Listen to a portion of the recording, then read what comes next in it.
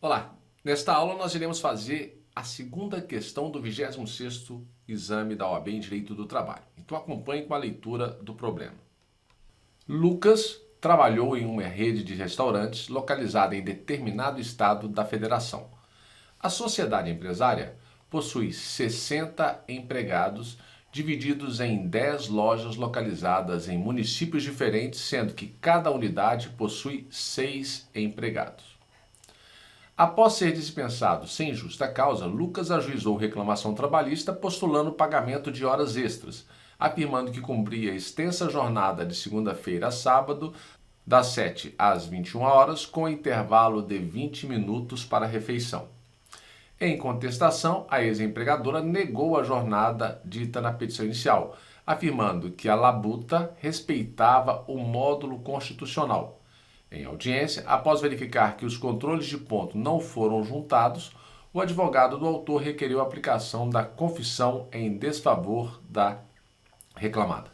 Diante da situação retratada da lei e do entendimento consolidado pelo TST, responda aos questionamentos a seguir. Então nós temos aqui a primeira questão que foi formulada, nós temos que saber o que está pedindo, o ideal seria até ler primeiro a pergunta para poder ver o que nós vamos ter que procurar. Mas olha o que diz, como advogado da sociedade empresária, que tese você sustentaria em relação aos cartões de ponto? O que foi alegado dos cartões de ponto aqui? Os cartões de pontos da reclamada, então a sociedade empresária reclamada, ela não juntou os cartões de pontos. E por que ela não juntou os cartões de ponto? É fácil. Você tem que lembrar que o entendimento é que para as empresas que tenham mais de 10 empregados, é que é obrigatória a juntada de cartões de pontos. Agora, essa empresa ela tem 60 empregados. Em cada uma delas, ela possui 6 empregados. Então, não ultrapassa os 10 empregados por empresa. Então, ela é obrigada a juntar cartões de ponto? Não. Ela não é obrigada a juntar os cartões de ponto. E isso nós vamos verificar lá no artigo 74, parágrafo 2º, junto com a súmula 338 do TST. Então vamos ver a leitura primeiro da lei, depois nós passamos a análise da súmula 338 do TST. O artigo 74 diz: o horário do trabalho constará de quadro organizado conforme modelo expedido pelo Ministério do Trabalho, Indústria e Comércio e fixado em lugar bem visível. Isso é o quadro de horário de empregados. Esse quadro será discriminado no caso de não ser o horário único para todos os empregados de uma mesma seção ou turno. Parágrafo 1º. O horário de trabalho será anotado em registro de empregados com a indicação de acordos ou contratos coletivos porventura celebrados. Aqui é um acordo coletivo. Quando se fala em contratos coletivos, nada mais que uma convenção coletiva ou uma negociação coletiva que foi firmada. Parágrafo 2º.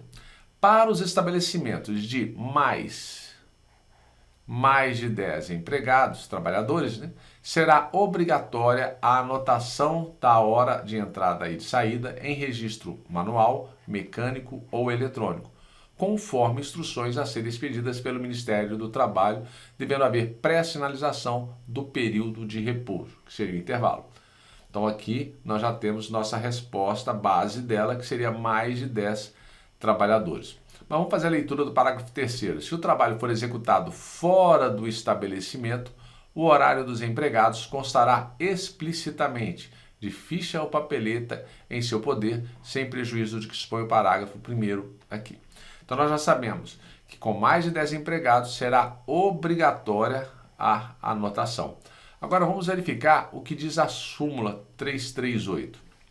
Nessa súmula fala da jornada de trabalho e temos: é ônus do empregador que conta com mais de 10 empregados o registro da jornada de trabalho na forma do artigo 74, parágrafo 2º da CLT.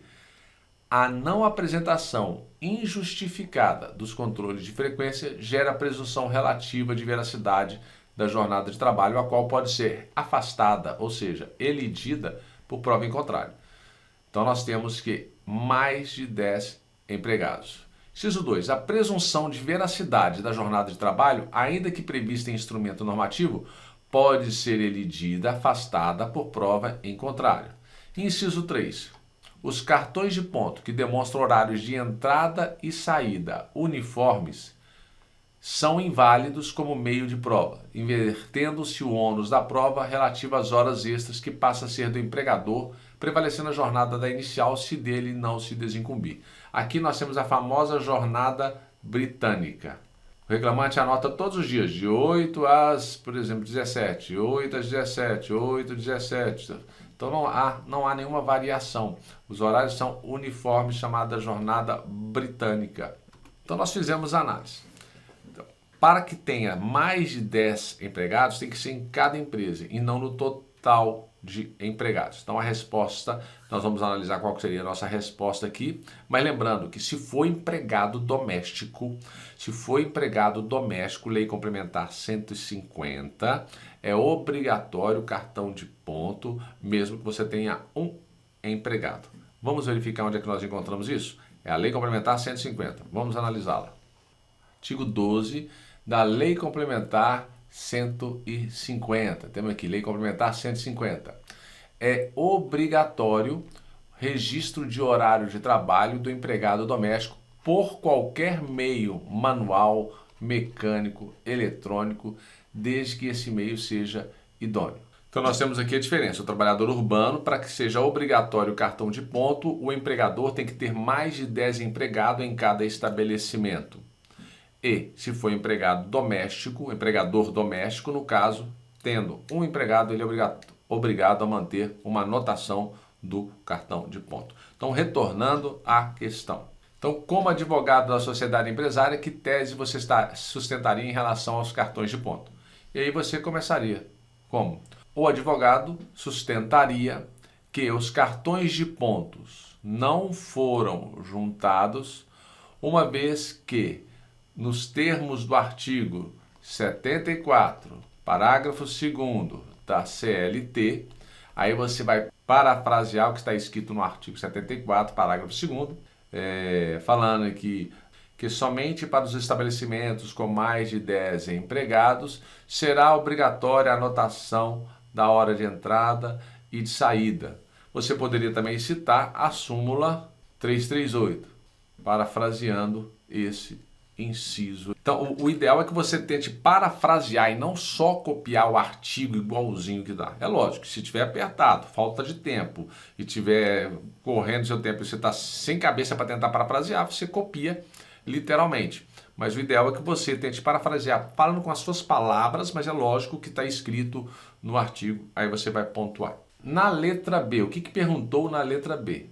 Caso você fosse contratado pelo trabalhador e a sociedade empresária juntasse controles de ponto com marcação de jornada de segunda-feira a sábado, das 8 às 16 horas e intervalo de 1 hora para a refeição, em todos os dias, que tese você advogaria em prol do seu cliente?